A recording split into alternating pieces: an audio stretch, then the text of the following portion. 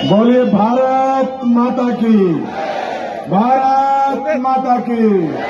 वंदे वंदे Bharatiya Janata party, Bharatiya Janata party. आज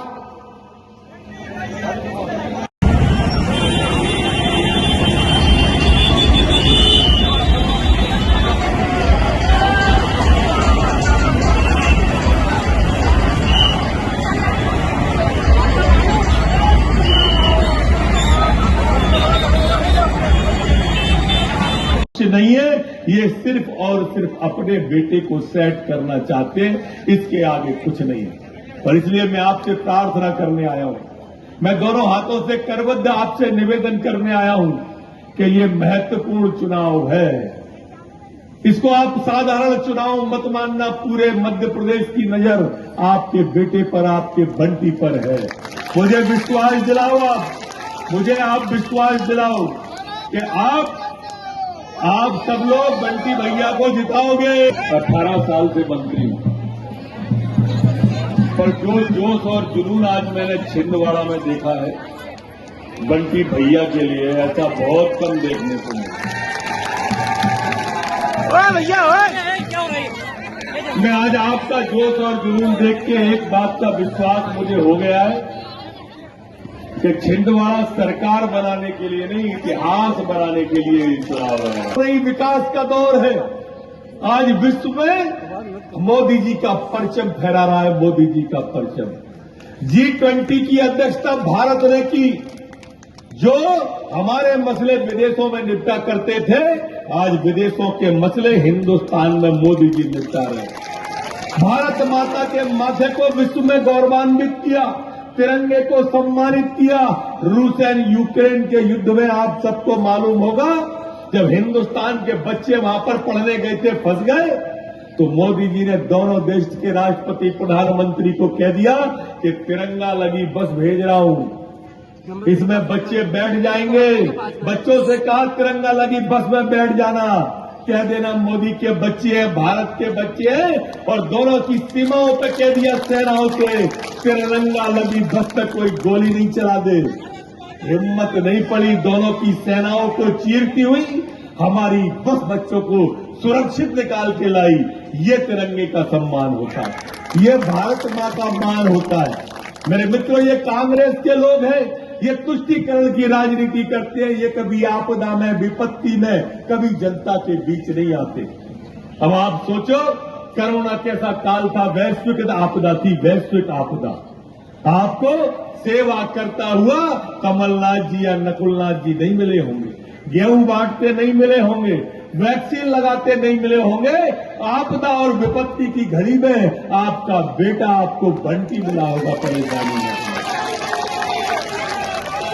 ये आपको वोटर मानते ही नहीं है, सोचते हैं कि आखिरी समय में खरीद लेंगे।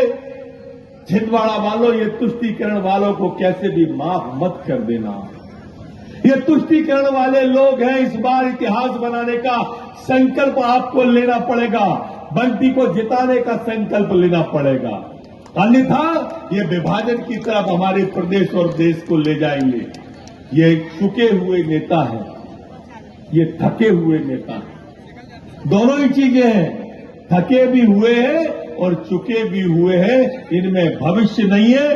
ये सिर्फ और सिर्फ अपने बेटे को सेट करना चाहते हैं, इसके आगे कुछ नहीं है। और इसलिए मैं आपसे प्रार्थना करने आया हूं, मैं दोनों हाथों से करबद्ध आपसे निवेदन करने आया हूं कि ये महत्वपूर्ण चुनाव है। इसको आप साधारण चुनाव मत मानना। पूरे मध्य प्रदेश की नजर आपके बेटे पर, आपके बंटी पर है। मुझे विश्वास दिलाओ, मुझे आप विश्वास दिलाओ कि आप सब लोग बंटी भैया को जिताओगे, कमल का बटन दबाओगे। एक के साथ एक फ्री मिलेगा, विधायक के साथ मंत्री फ्री मिलेगा आपको। मेरे दरवाजे भी बंटी के साथ ही आपके लिए भोपाल में 24 घंटे खुले रहेंगे। आप तो सिर्फ कमल का बटन दबाओ मेरे दोस्तों, कमल का बटन आप छिंदवाड़ा में दबाओगे।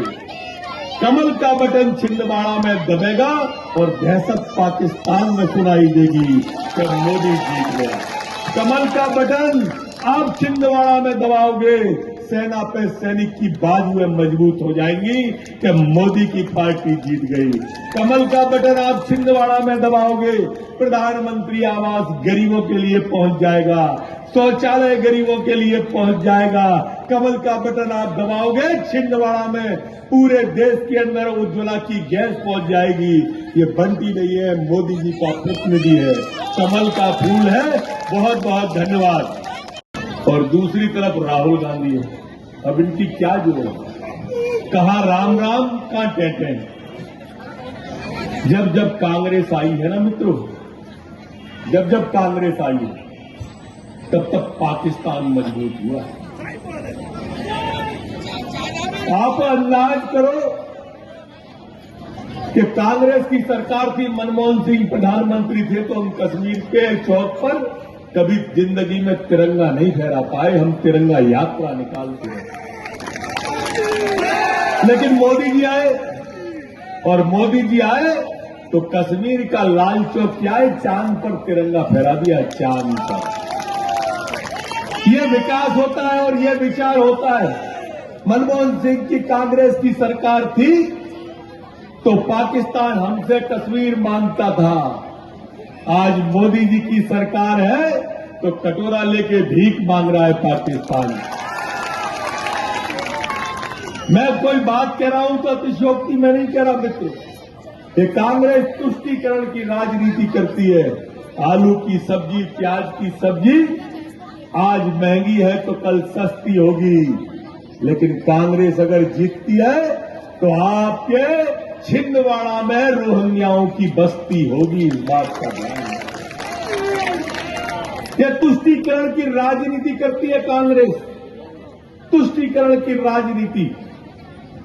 तुष्टीकरण की राजनीति है, मुसलमानों को भारतीय जनता पार्टी का डर दिखाती है और भाजपा हिंदुओं को जातियों में बांटती है।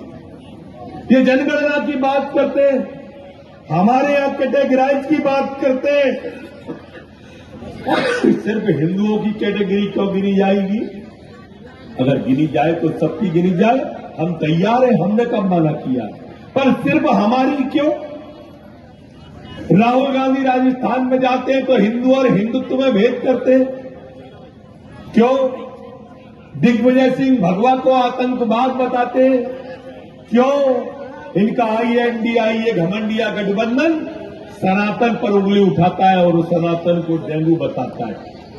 आखिर ये सारे के सारे लोग योजना पूर्वक हमारे ऊपर प्रहार क्यों कर रहे हैं?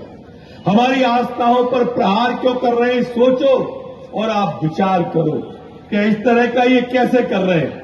मित्रों, ये जानते हैं कि ये तुष्टीकरण की राजनीति करके हमको विभाजित कर सकते हैं।